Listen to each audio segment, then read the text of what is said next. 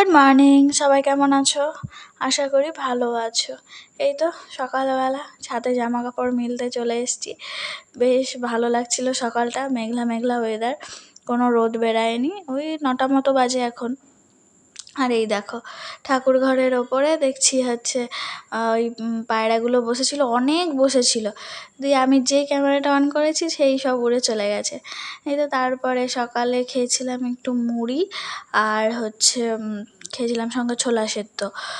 খেয়ে তারপরে ওই 11:30টার দিকে রান্না করতে গিয়েছিলাম।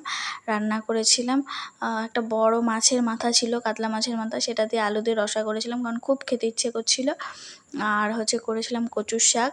কচুর শাকটা না ফ্রিজে অনেক দিন রয়ে গেছে, মানে 3-4 দিন রয়ে গেছে, সেই জন্য ভালো একটা সেদ্ধ হয়নি, কিন্তু গলা চুলকায়নি। খেয়েছিলাম, বেশ ভালো লেগেছিলো। আর হচ্ছে করেছিলাম পটল পোস্ত আর আমড়ার চাটনি।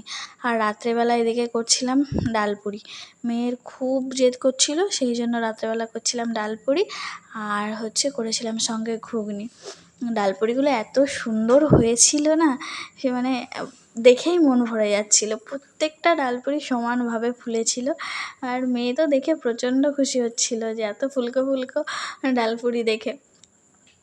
তো যাই হোক, তারপরে ওই 11:30 নাগাদ খেয়েছিলাম, মানে খেতে খেতে একটু লেটই হয়ে গেছিলো, কারণ ছাদে গিয়ে বসেছিলাম।